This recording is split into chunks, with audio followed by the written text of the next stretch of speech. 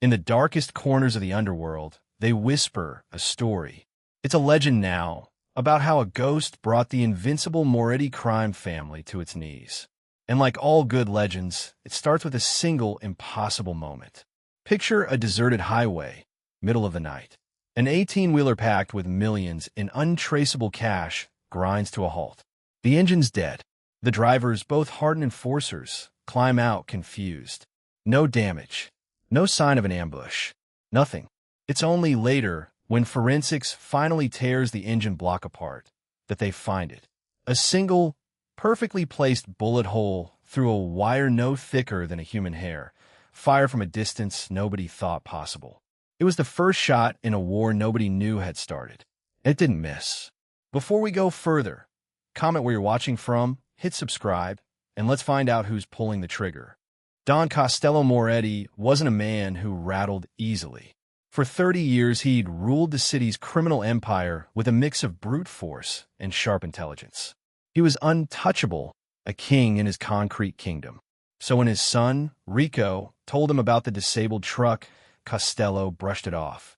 A lucky shot from a rival. A freak accident. He told his men to find the shooter and expected a quick, bloody end to it. But there was no one to find. No boosts. No ransom notes. No one claiming responsibility. Just silence. A week later, that silence was shattered. The Moretti family controlled the city's waterfront, their smuggling operations shielded by a network of satellite communications. One evening, the entire system went dark. When technicians scrambled to the rooftop dish, a chill went through the whole organization. A single bullet had punched through the dish's central receiver, a target the size of a coin, fired from a skyscraper almost a mile away.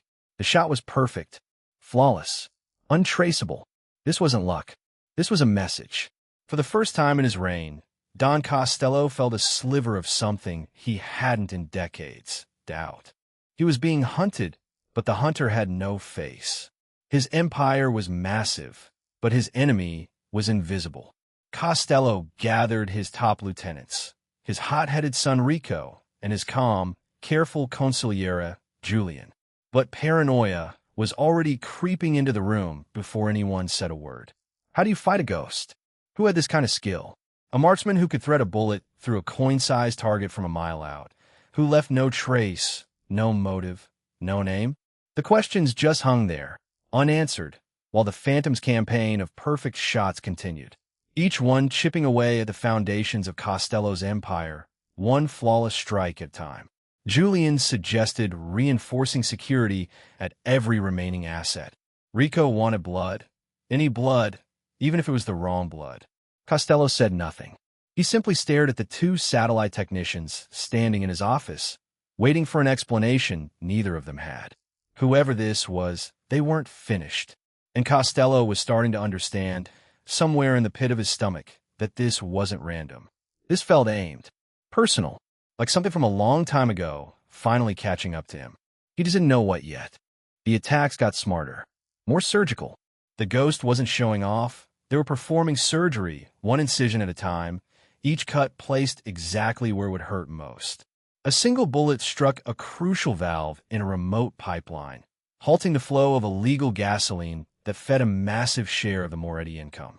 The financial hit was brutal. The psychological damage was worse. This ghost knew their business, knew their weak spots better than most of Costello's own men did. Then came the digital attack. A round fired from an adjacent rooftop destroyed a server cooling unit. A simple shot, but it triggered a catastrophic meltdown of the offshore accounting system where the family hid its wealth. The hardware was fried. The data was gone. Years of laundered accounts, payment schedules, hidden assets vanished in an instant. The organization was flying blind for the first time in decades. Men who'd never questioned Costello's grip on the city started asking quiet questions in back rooms. Nobody said it out loud, but everyone was thinking the same thing. Someone was dismantling them piece by piece, and no one could see them coming. But the final, crippling blow wasn't a bullet. It was an email. A simple, anonymous message to the IRS with a single attachment. Inside was a complete mirror of the Moretti money laundering network. Every shell company, every bribed official, every dirty deal, laid out in exacting detail. It was the data the Ghost had pulled before destroying the servers. Within 48 hours, federal agents were kicking down doors. Assets frozen. Key players indicted. The Moretti machine, once a roaring engine, sputtered and died in a matter of days. Panic turned into civil war. Rico, convinced it had to be an inside job, accused Julian of being the traitor. He led a brutal purge, executing anyone he suspected, tearing the family apart from the inside out. In the middle of his own rampage, Rico was neutralized. His armored car was forced off a bridge, not by a bomb, but by 4 perfect shots that blew out all 4 tires at once while he was traveling at high speed. He survived. His reign of terror didn't. Don Costello Moretti watched it all from his gilded penthouse, a king in a collapsing castle, and for the first time in his life, he had no idea what to do next. His son was broken. His consigliere was in hiding. His soldiers were arrested, dead or gone. He had lost everything: his power, his money, his family, all because of a ghost who never, ever missed. Costello sat alone in that penthouse for 3 days. He didn't eat much. He barely slept. He kept replaying every enemy he'd ever made, every rival he'd crushed, every debt he'd collected in blood, searching for a name that fit the shape of this devastation. Nothing fit. Whoever this was operated with a precision that didn't match revenge for money or territory. This felt older, colder, like something that had been waiting a very long time to arrive. By the 4th day, Costello finally understood something he'd never had to face before. This wasn't a war he could win. There was no army to rally, no rival boss to negotiate with, no target he could point his remaining men toward. There was only silence, and the growing certainty that the silence was watching him right now. So he made a decision. If he couldn't find the ghost, he'd invite it to find him. He picked up the phone and called the only 2 men still loyal enough to carry a message into the dark. Defeated and alone, Don Costello finally understood. This wasn't a war for territory or money. This was personal. This was vengeance. And he had only one question left. Who? He knew the ghost was watching, had always been watching, probably from the very first night on that highway. So he did the only thing left available to him. He sent word out into the silence, using his last loyal men to spread it through every channel the underworld still had open. He would be at the old St. Raphael's Cathedral at midnight. Alone. Unarmed. It wasn't a trap. It was a surrender. He wasn't looking for a truce, and he wasn't looking to fight. He just wanted an answer. He had to look his destroyer in the eye, just once before whatever came next. His men tried to talk him out of it. Julian, reached briefly by a burner phone from wherever he was hiding, told him it was suicide. Costello just laughed, a hollow, tired sound. I've been dead for weeks, he said. I just want to know who killed me. He hung up and didn't answer the phone again. That night, the once feared Don walked into the cavernous, empty cathedral alone.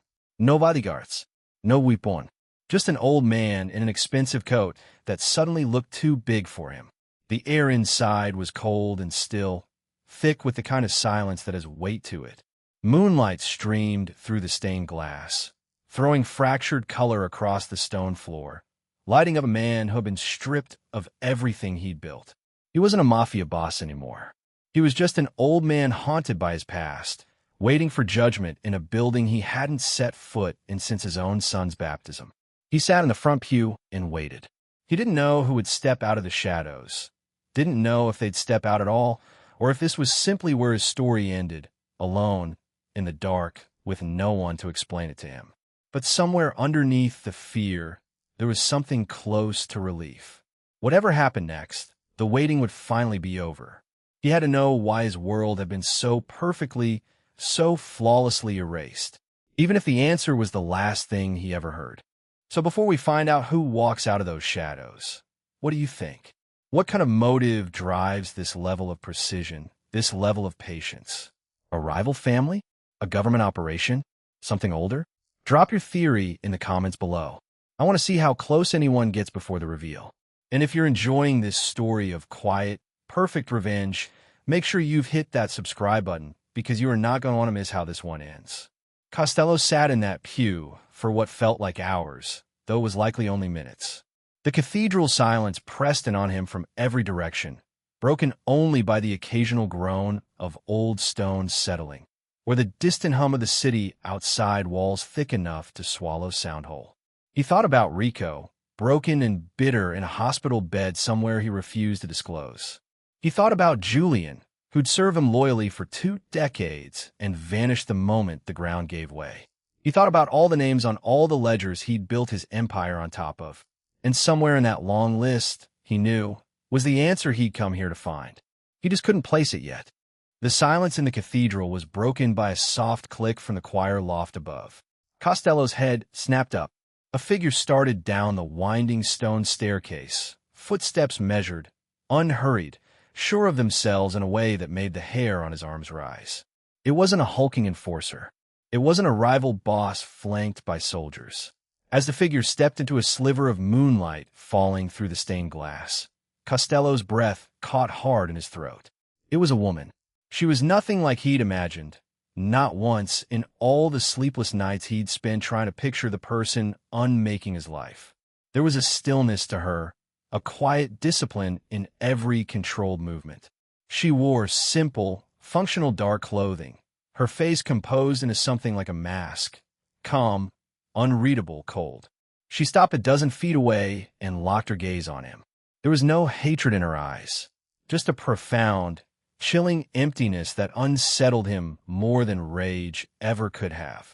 For a long moment, neither of them spoke. Costello just stared, his mind racing to place her, a face from a rival crew, a name from an old betrayal, anything. He found nothing. She was a complete stranger. His voice was a dry rasp when he finally forced it out. All of it, he whispered. The truck, the satellite, my money, my son, everything. It was you. She gave a single, tiny nod. No pride in it. No triumph. Just confirmation, delivered the way someone might confirm a delivery address. He slumped back into the pew, the last ounce of fight draining out of him in one long breath. He searched her face for some sign of recognition, some flicker of memory he could hang this on. He found nothing. No scar he remembered causing, no name that surfaced, no debt he could recall, leaving unpaid to a woman who looked barely into her 30s. I have killed men, Costello said, his voice heavy with the weight of every one of them. Destroyed families. I have 1,000 enemies who'd want me dead, and I've spent 3 days going over every single one, every sin I've ever committed. He leaned forward, elbows on his knees, voice cracking with something that sounded almost like desperation. And I cannot place you. She watched him for a long moment before she finally spoke, her voice as clear and cold as the stone surrounding them both. You wouldn't remember me. I was a child.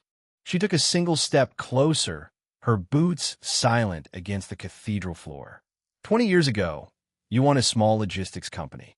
The owner, a man named Matteo, refused to sell. He wasn't a criminal. He was just a good man who'd built something for his family with his own hands. Costello's expression didn't change, but something behind his eyes did. You took his refusal as an insult, she continued, flat and even, like she'd rehearsed this exact moment 10,000 times in her head and had finally arrived at it. So you sent your men to send a message. Costello's jaw tightened. A memory, buried under 2 decades of other memories, other bodies, started clawing its way to the surface.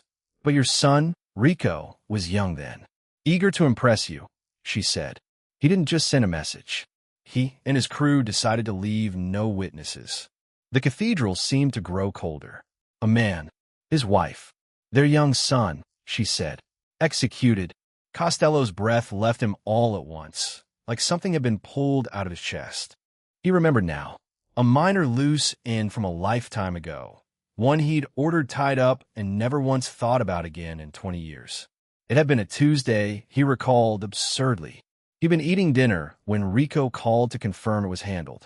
But they didn't leave no witnesses, the woman said, her voice dropping lower, quieter, more dangerous for the quiet.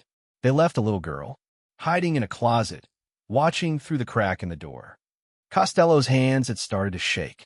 They were sloppy, she said. You were sloppy. She let that sit in the cold air between them for a long moment before continuing. I was that girl. The words landed like a physical blow. Costello opened his mouth, but nothing came out. 20 years of instinct, of always having an answer, of always being the most dangerous person in any room. And he had nothing. She watched him absorb it, her expression unmoved, unmoving, patient in the way only someone who has waited 2 decades can be patient. "I slipped out while your men were busy," she said simply, "and I've been coming back to you every day since." She was that girl, the child left for dead, who slipped away while her world burned around her and never looked back until now. She was adopted eventually, her name changed, her past buried so deep even she'd had to work to remember all of it. She didn't pour her grief and rage into tears.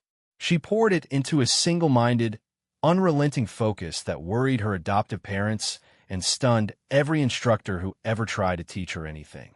She joined the military the day she was legally able to and disappeared into a world of discipline most people wash out of within weeks. Her instructors were floored by her unnatural focus, her steady hands, her total absence of hesitation on a firing range where hesitation gets people killed. She became a sniper, not just skilled elite.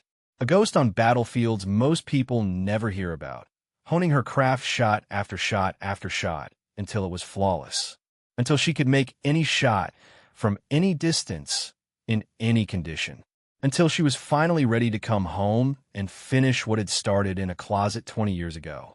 "I learned that real power isn't about making noise," she said softly, her first real trace of emotion breaking through. "It's about silence, precision. I dismantled your empire without ever showing my face," she continued.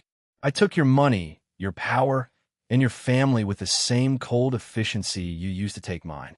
Costello sat frozen in the pew, an old man staring at the living consequence of a decision he'd made without a second thought 2 decades earlier. He tried to speak, tried to offer something, an apology, an excuse, anything, but his throat had closed around every word. 20 years, he finally managed. "You waited 20 years. I needed to be sure I wouldn't miss," she said. "Not once. Not ever.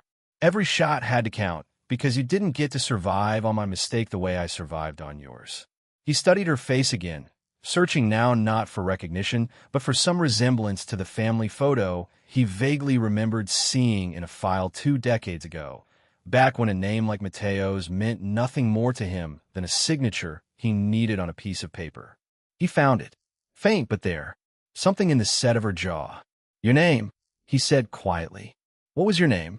She looked at him for a long moment, and for the first time, something like sorrow flickered behind the coldness. "It doesn't matter anymore," she said. "That girl died in the closet. I'm someone else now."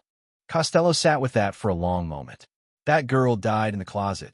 The words settled over him like the cathedral's cold air, and for the first time in longer than he could remember, he felt something that wasn't rage or calculation. He felt shame. "I built an empire on the backs of people like Mateo," he said, more to himself than to her. "I told myself it was business, that it wasn't personal, that the people who got hurt were just the cost of doing things." "It was personal to us," she said. "It was the only thing that was ever personal to us." He nodded slowly, an old man finally hearing, 20 years too late, the thing he should have understood the moment he gave the order. There was no defense he could offer that would mean anything in this cathedral, to this woman, at this hour. "What happens now?" he asked, and his voice had lost every trace of the authority that used to fill rooms the moment he walked into them. She didn't answer right away. She simply studied him, the way a marksman studies a target one final time before deciding whether the shot is worth taking. "Now," she said quietly, "you find out what it feels like to wait." Costello's mind raced, searching for an angle, a negotiation, some version of himself that could still talk his way out of a room.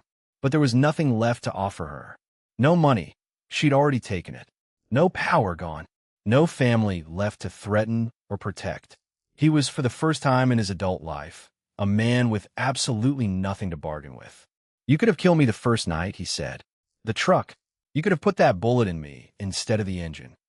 "I thought about it," she said, and there was no hesitation in the admission. "For a long time, that was the only plan I had. One shot.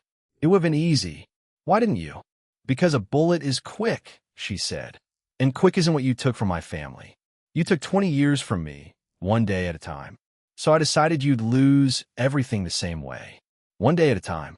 Costello absorbed that in silence. It was, he realized, the most complete and devastating revenge anyone had ever executed against him. More thorough than anything he'd ever ordered against an enemy of his own. You've had every chance to end this, he said. Why come here at all? Why answer my call? She tilted her head slightly. Because you asked who I was. And I decided you deserved to know exactly whose life you destroyed. The cathedral held its breath around them. Costello searched for something to say, some final plea or justification, and found only the truth waiting where his excuses used to live. I can't undo it, he said. I know that. I've known it since the night that truck stopped on the highway, and I still thought it was luck. You can't, she agreed. Nobody can. Mateo doesn't get to see his daughter grow up. My mother doesn't get to see any of this. There's no version of tonight that fixes what happened in that house. Then what was the point? His voice cracked on the question, the closest thing to genuine emotion he'd shown all night. If nothing gets fixed, what was any of this for? She was quiet for a long moment before she answered. So you'd understand before the end exactly what you built and exactly what it cost. Most men like you die without ever knowing the weight of what they've done. I wasn't going to let you have that. She reached into her jacket, slow, deliberate, no urgency in the movement at all, and Costello flinched, bracing for the shot he'd expected from the very first night. Instead, she produced a small photograph and held it out toward him. Costello took it with a trembling hand. A faded photograph. A man, a woman, a little girl no older than 6, standing in front of a modest logistics office with a hand-painted sign. Mateo's family, whole and smiling, in a moment frozen before Costello's order tore through it. I want you to look at that, she said, every single day you have left, however many that is. He stared at the photograph, at the little girl's gap-toothed smile, and something inside him broke that had never broken before. Not during federal raids, not during his son's downfall, not during any of the losses of the past weeks. I'm sorry, he said, and the words sounded strange in his own mouth, like a language he'd forgotten how to speak. I know it means nothing. I know it doesn't undo anything. But I am sorry. I know, she said simply. It still doesn't change anything.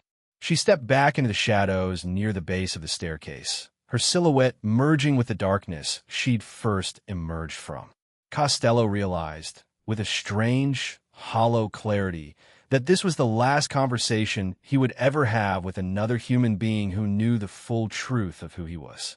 Wait, he called after her. What now? What happens to me?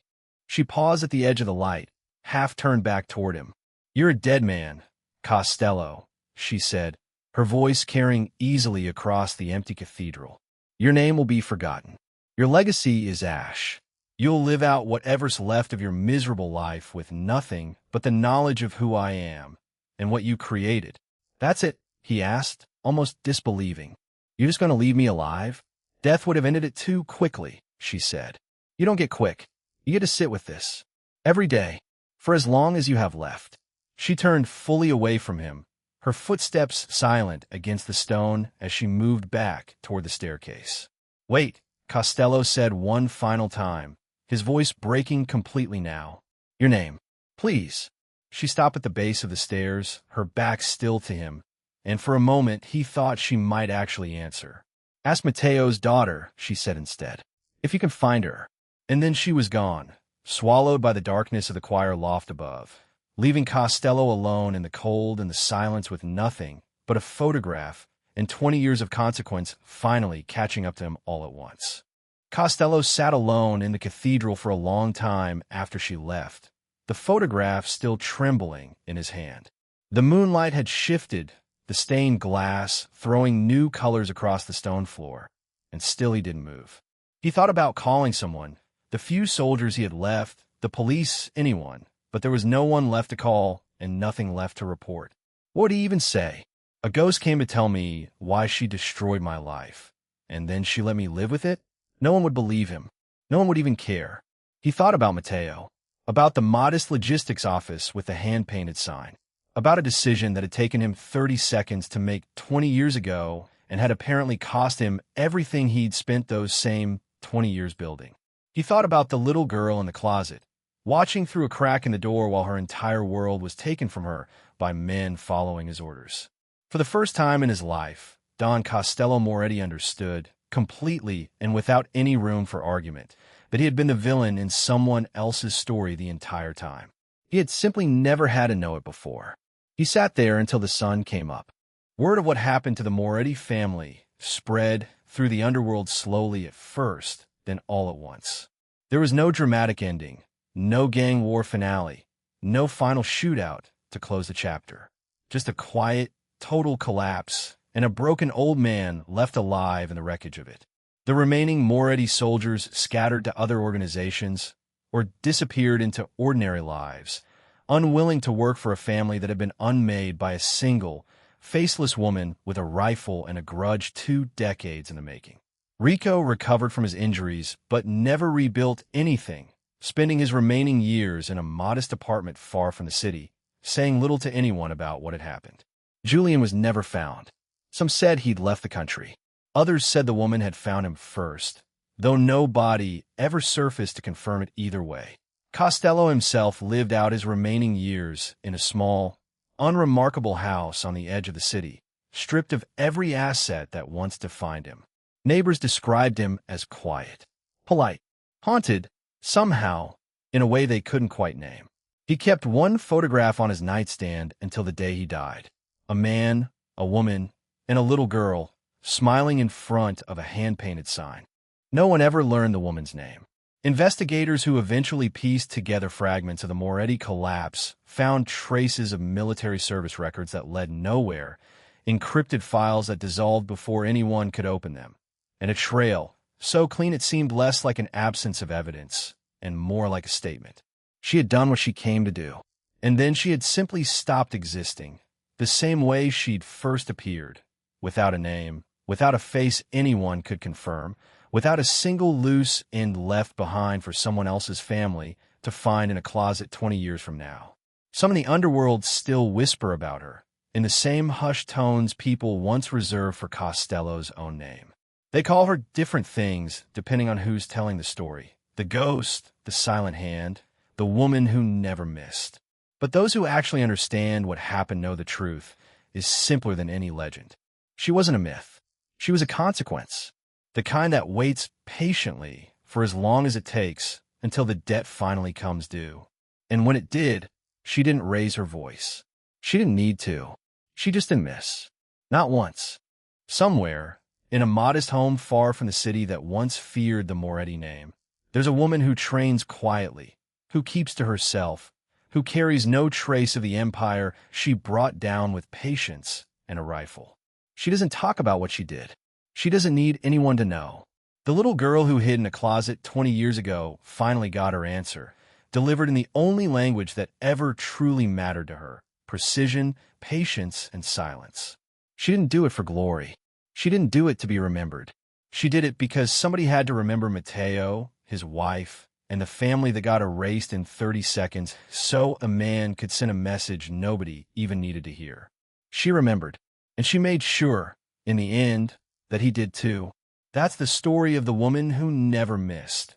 Not the empire she destroyed, not the myths that grew up around her name, but the quiet, exact justice she carried for 20 years until she was finally ready to deliver it. So that's the story of the shot that started a war nobody saw coming, and the ghost who finished it without ever raising her voice. What got you the most? The 20 years of patience, the reveal in the cathedral, or the fact that she let him live with it instead of ending it quick? Drop your answer in the comments. I read every single one.